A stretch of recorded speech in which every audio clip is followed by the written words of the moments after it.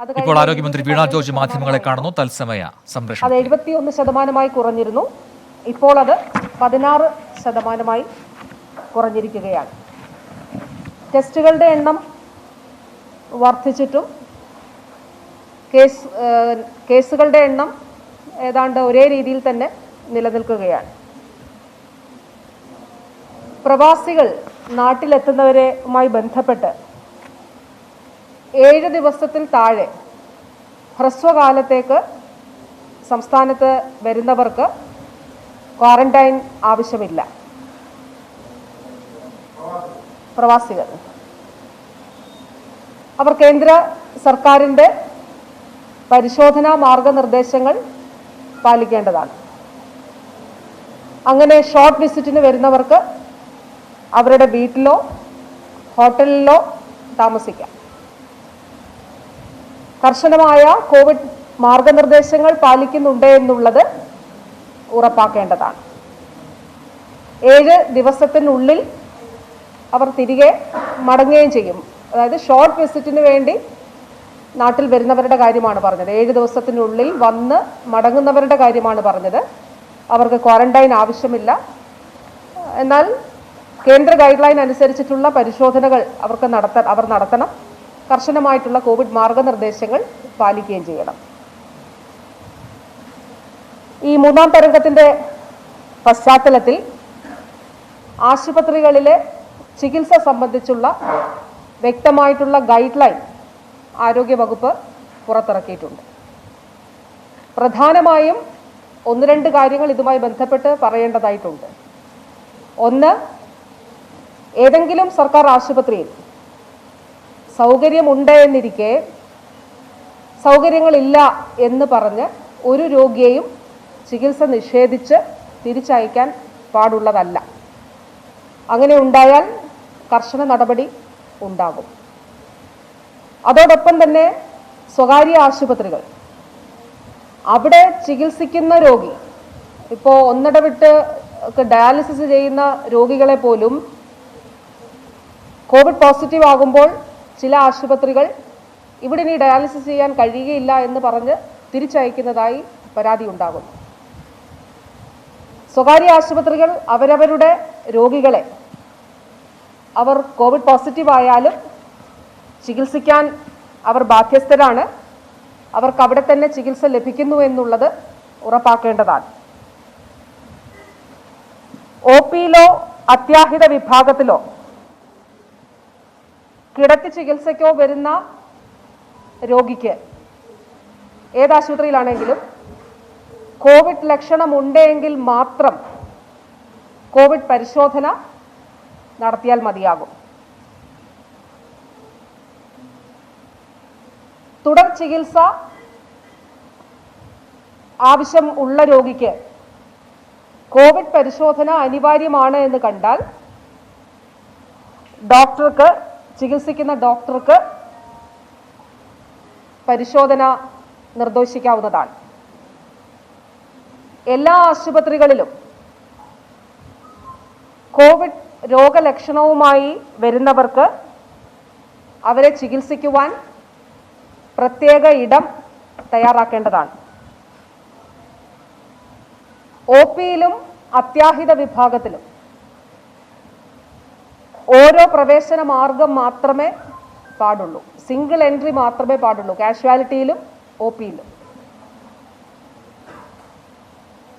OP-യിലും കാഷ്വാലിറ്റിയിലും ആശുപത്രിയിൽ ഉള്ള എല്ലാ ആരോഗ്യ പ്രവർത്തകരും കോവിഡ് മാർഗനിർദ്ദേശങ്ങൾ പാലിക്കേണ്ടതാണ്. വിവിധ സ്പെഷ്യാലിറ്റികളിൽ അഡ്മിറ്റാകുന്ന രോഗികൾ അവർ അഡ്മിറ്റായതിന് ശേഷം പോസിറ്റീവ് ആണ് എന്ന് കണ്ടെത്തിയാൽ അതേ സ്പെഷ്യാലിറ്റിയിൽ അവിടെ അവർക്ക് ചികിത്സ ഉറപ്പാക്കേണ്ടതാണ്. അതിനുവേണ്ടി പ്രത്യേകം കിടക്കകൾ അവിടെ സജ്ജീകരിക്കണം. ഉദാഹരണം, ഇപ്പോൾ ഒരാൾ സർജറിക്ക് വരുന്നു, അഡ്മിറ്റ് ആകുന്നു, കോവിഡ് പോസിറ്റീവ് ആണെന്ന് കണ്ടെത്തുന്നു. ആ ഡിപ്പാർട്ട്മെൻറ്റിൽ തന്നെ അല്ലെങ്കിൽ അവിടെ തന്നെ അങ്ങനെ കോവിഡ് പോസിറ്റീവ് ആകുന്ന ആളുകൾക്ക് ഒരു വാർഡ് മാറ്റിവെക്കേണ്ടതാണ്, അല്ലെങ്കിൽ അതിനുവേണ്ടി കിടക്കുകൾ മാറ്റിവെക്കേണ്ടതാണ്. അടിയന്തര ചികിത്സ ഇങ്ങനെയുള്ള രോഗികൾക്ക് ആവശ്യമുണ്ടെങ്കിൽ മാത്രം അവരെ കോവിഡ് ICUവിലേക്ക് മാറ്റേണ്ടതാണ്. അതുപോലെ തന്നെ എല്ലാ ആരോഗ്യ പ്രവർത്തകരും N95 mask, face shield, gloves, surgical gown അല്ലെങ്കിൽ PP കിറ്റ് ഇവ ധരിക്കുന്നു എന്നുള്ളത് ഉറപ്പാക്കേണ്ടതാണ്. ഞാൻ ICUവിൻ്റെയും വെന്റിലേറ്ററിൻ്റെയും ഉപയോഗം പറയുന്നില്ല. അത് ICU 57% ICU സംസ്ഥാനത്ത് സർക്കാർ ആശുപത്രികളിൽ ഒഴിവുണ്ട്. 42.7% മാത്രമാണ് കോവിഡും നോൺ കോവിഡ് രോഗികൾ ICU കിടക്കകളിൽ ഉള്ളത്. വെന്റിലേറ്ററും 84% ഒഴിവുണ്ട്. വാക്സിനേഷൻ, കുട്ടികളുടെ വാക്സിനേഷൻ 71% ആയിട്ടുണ്ട്.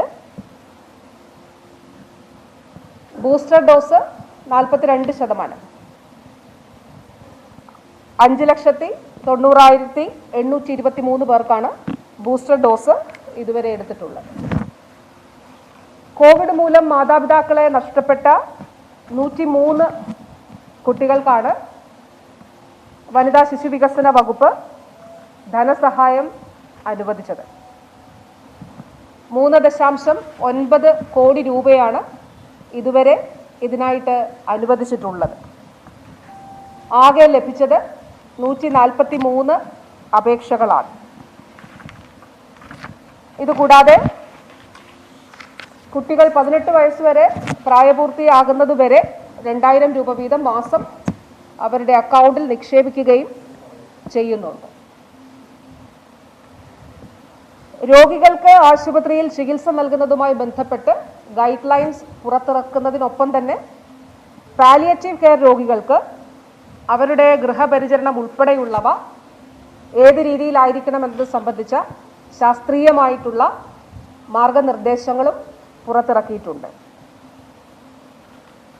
ഇവർക്ക് കൃത്യമായിട്ടുള്ള പരിചരണം ലഭിക്കുന്നു എന്ന് ഉറപ്പാക്കുന്നതിനും കോവിഡ് പോസിറ്റീവ് ആകുന്ന കിടപ്പ് രോഗികൾ അവർക്ക് ആവശ്യമെങ്കിൽ ആശുപത്രി ചികിത്സ ഉറപ്പാക്കുന്നുണ്ട് എന്നുള്ളതിനും വേണ്ടിയാണ് ഈ മാർഗനിർദ്ദേശങ്ങൾ പുറപ്പെടുവിച്ചിട്ടുള്ളത്. ഇതുമായി ബന്ധപ്പെട്ട് സംസ്ഥാനത്തെ സർക്കാർ, സന്നദ്ധ സംഘടന, എല്ലാ വിഭാഗങ്ങളിലുമുള്ള പാലിയേറ്റീവ് കെയർ പ്രവർത്തകരെ വിളിക്കുകയും യോഗം ചേരുകയും ഇതിൻ്റെ അടിസ്ഥാനത്തിൽ 14 ജില്ലകളിലും സന്നദ്ധ പ്രവർത്തകർക്ക് ട്രെയിനിങ് കൊടുക്കുകയും പാലിയേറ്റീവ് കെയർ മേഖലയിൽ പ്രവർത്തിക്കുന്ന നഴ്സസ് ഉൾപ്പെടെയുള്ളവർക്ക് പ്രത്യേകമായിട്ടുള്ള പരിശീലനം കൊടുക്കുകയും ചെയ്തിട്ടുണ്ട്. ചില ജില്ലകളിലെ പരിശീലനം തുടർന്നു വരികയാണ്. ഇതുകൂടാതെ ഗൃഹപരിചരണത്തിൽ പാലിക്കേണ്ടതായിട്ടുള്ള കാര്യങ്ങൾ, ഉറപ്പുവരുത്തേണ്ടതായിട്ടുള്ള കാര്യങ്ങൾ അച്ചടിച്ച് ആരോഗ്യവകുപ്പ് ഇങ്ങനെയുള്ള സന്നദ്ധ പ്രവർത്തകർക്ക് ഉപയോഗിക്കുന്നതിനായി ഗൃഹപരിചരണത്തിൽ ഉപയോഗിക്കുന്നതിന് വേണ്ടി അതും ലഭ്യമാക്കിയിട്ടുണ്ട്. ഇത്രയും കാര്യങ്ങളാണ് പൊതുവായി പറയാനുള്ളത്.